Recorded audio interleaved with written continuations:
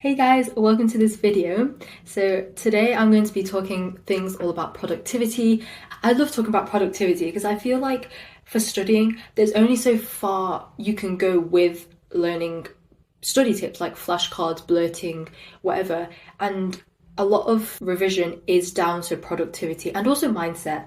Oh, I have a video on mindset if you want to watch it. But yeah, today I'm going to be talking about productivity. Before we get into it, I just want to say thank you so much for all of the lovely comments and the likes and everything. And if you subscribed after my English literature video, like I was genuinely on the weekend just reading all the comments and looking at all of the support I got, like just with like a massive smile on my face. I don't know if you can tell now, but yeah, just like so smiley. So thank you so much, and I hope that it helped as well. So getting into it, I have all my notes on my laptop again.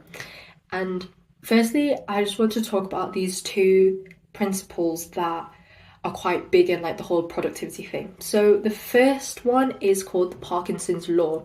And Parkinson was this guy, I couldn't tell you anything else about him, but he basically said that work expands to fit the time allocated to it. So this is why when you see people who are like, oh, I'm revising 8 hours a day, but I'm not seeing that many positive results. That's because you're doing 8 hours a day. Like the thing that would take you 2 hours max to do, if you're fitting that into 8 hours, it will expand to fill the time. And essentially, you're not getting efficient revision done, which is why I was able to get all nines with like maximum 3 hours of revision a day, mostly 2 hours to be honest, because if you allocate yourself like this 1 hour, you say, okay, I'm going to get this done, you've got like a time pressure on yourself and it helps you do it a lot more efficiently. So that's why when I see people revising more than like 4 hours a day, it's like you're really not helping yourself as much as you think you are. So obviously be realistic, but also be a little bit tight on time and give that a go. The second principle I want to talk about is the Pareto principle. I don't know if I'm saying that right, so I'll have it in the subtitles. And he came up with the theory that 80% of your result comes from 20% of the work that you do. So when you're revising, think about what study methods and things like that give you the best results. So for me, it was definitely flashcards. Flashcards were definitely my most effective study method, and once I started mostly using flashcards, I could cut down on a lot of revision time while still maintaining or even improving my grades. So you really want to hone in on what works best for you and then focus your time and energy on that. And that will free up a lot of time for you to do the things that you actually want to. If you're feeling unproductive, think about why that is. Really like drill down into the root cause of the problem. I feel like it comes down to three main things. Either you find the work boring, so think about how you could make it more fun, more interactive. If you feel like just reading over your notes is boring, why not watch a video that explains it with diagrams and illustrations? Or you could try and make it into like a game, I guess. Like give yourself a reward at the end. Give yourself a sweet little treat when you're done. There's like an incentive. And then secondly, maybe you find the topic really hard and then that's putting you off. So maybe you need to just go back to the basics and refresh your mind on that rather than going straight into the hard part so you can build yourself up.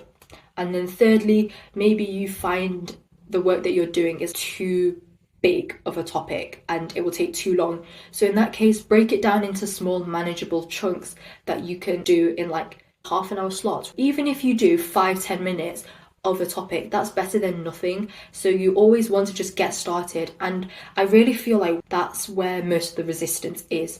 So after you make yourself start doing something, then it becomes a lot easier to really get into it.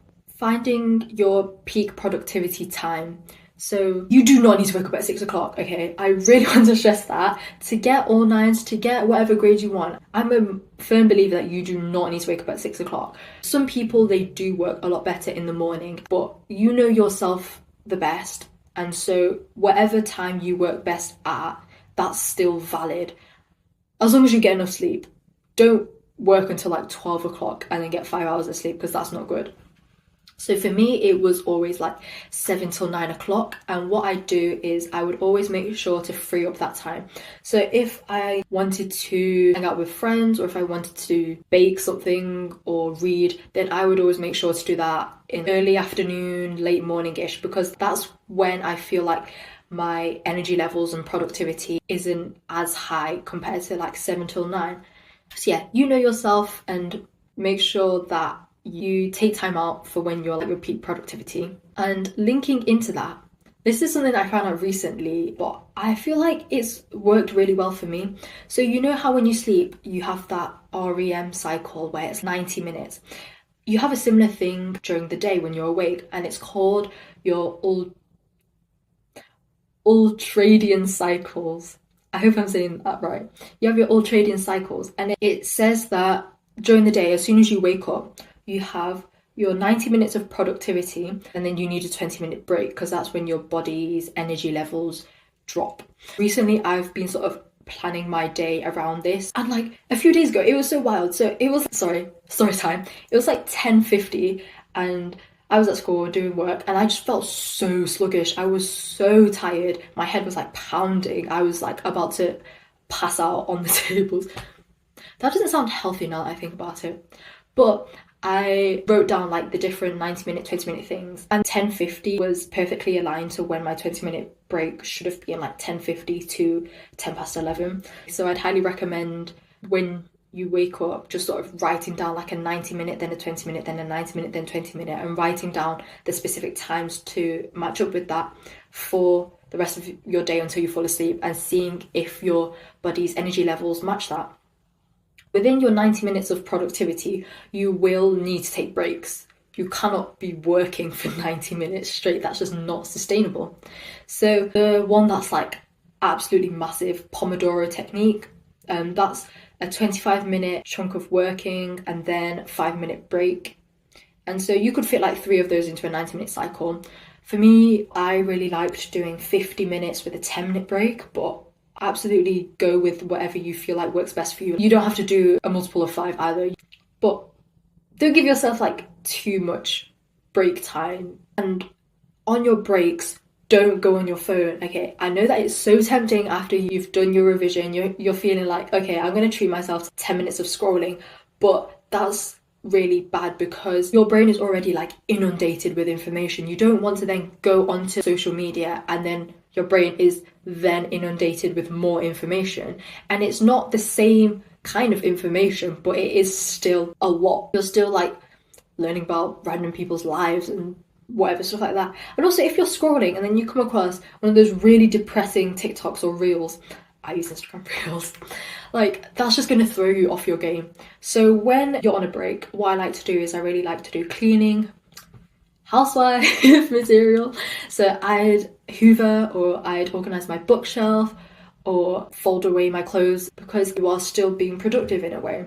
And you don't have to think, you don't have to look at a screen, because you need to protect your eyesight as well. You don't want to be going like -5 eyesight when you're 20. This sort of links to my next point, is limiting your screen time, particularly for social media, because the toll that social media has on you, like it doesn't have to just cause depression and then you don't feel productive, but just constantly living through other people's lives, almost you're viewing other experiences, which is taking away from your own experience.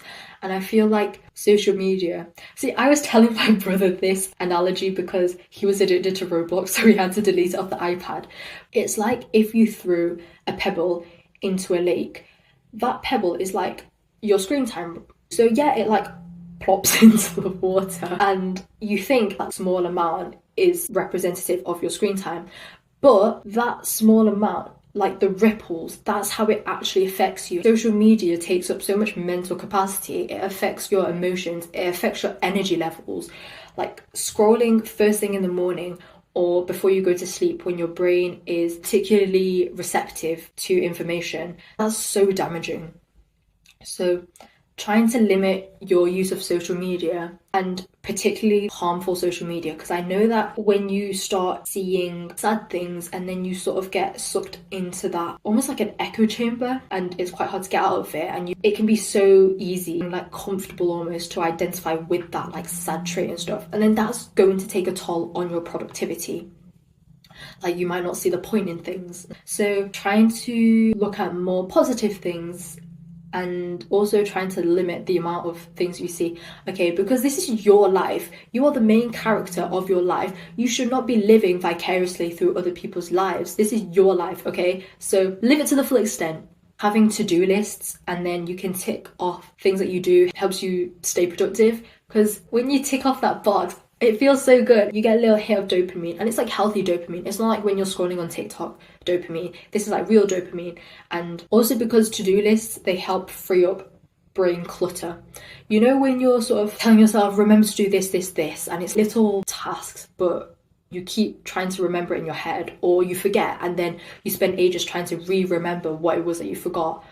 Instead, just write it down on paper, write it in your notes app, and then it frees up mental space so you can work more efficiently as well. And adding on to that point, if you've got little 1 minute to 5 minute tasks, really, just do it. Just do it while you can still remember it, because you're going to have to do it at some point anyway, and you might as well do it while you can still remember. And that also feels like a small win when you complete it, and then it gives you the dopamine and the energy to then go do actual harder tasks that are a bit longer. In general, get enough sleep. You need sleep, okay? If you think you're so cool or whatever because you don't sleep, get over yourself. Get a grip. You need to sleep. If you don't get enough sleep at night, because, you know, I fully understand that you can have off days, take a nap. And I used to feel like guilty about taking naps, but genuinely, if you are unable to keep your eyes open and your head's like pounding, taking a nap will make you feel so much better. And sometimes you need to understand that taking a break, taking a rest, sometimes in the form of a nap, is the most productive thing that you can do. Okay, productivity is not staring at your screen, typing away, writing notes, on the grind 24/7. It's like a holistic approach. You need to balance it in order to be productive. Another lifestyle aspect to be productive is eating good, healthy food, trying to not eat processed or ultra processed foods. I know that snacking can be addictive, and I just want to say it is not your fault that they're addictive. The companies that make these snacks literally make them with certain chemicals, ingredients, so that you are addicted. So if you are reaching constantly towards snacks, don't blame yourself. It's like they've hacked your biology. But trying to eat more like green vegetables or more fruit and more slow releasing carbohydrates as well. So for breakfast, maybe switch to porridge oats rather than white bread. And also gut health is very important. So eating things that help the bacteria in your gut, because the gut actually affects so much of your body. I didn't realize, but I'm pretty sure it's the 3 Ks, like kombucha, kimchi, and sauerkraut. Yeah, they're really good. It's giving when Kim Kardashian was like, yeah, we're the KKK, but instead of Kim, Khloe, and Kourtney, it's kombucha, kimchi, and sauerkraut. Also, getting exercise. Exercise releases hormones, and it keeps your body feeling good and in shape, and that's going to help with your productivity and your energy levels as well, for sure. Maybe take some iron tablets, like eat more iron if you're feeling tired all the time as well. Hype yourself up, okay? If you're feeling really unmotivated, unproductive, put on some rap music, put on some hype pop. When I was getting my geography NEA done a few days ago, and I was feeling really unproductive, I literally just played the Kendrick Drake beef songs, but just Kendrick's, because Drake is boo. Also, I don't like Drake's voice. It's really like scratchy, and then that really motivated me. I was talking to my friend about this, and she was saying that during GCSEs she would listen to Charlie XCX hype pop, like Doja Cat kind of stuff. So yeah, listen to what motivates you. I just remembered during GCSEs I'd listen to horrible history songs sometimes, because that helped motivate me as well. So you can play those during your break and then just really feel the music before you then go back and do another study session. And finally, don't beat yourself up if you have an off day, if you're really just not feeling it and you need to clear a day to relax, okay? Because once again, productivity is not about 24/7 on the grind, locked in. If you need to take a break, to take a step back and just have a breather, let yourself do that without any guilt, okay? But also, if you're feeling like, oh, there's no point in me doing this or anything, no, it's never too late. There's this one quote that I love, and it was like, the best time was yesterday, but the second best is now. And the more that you focus on beating yourself up about not doing things earlier, the more time you're going to waste until you do the work. So acknowledge that, okay, maybe I should have started earlier, but the next best time I can start is now, and then just start doing it. I hope that this video was useful. I hope that you learned something, and if you liked it, you can like and subscribe and comment. It's free. So anyway, love you.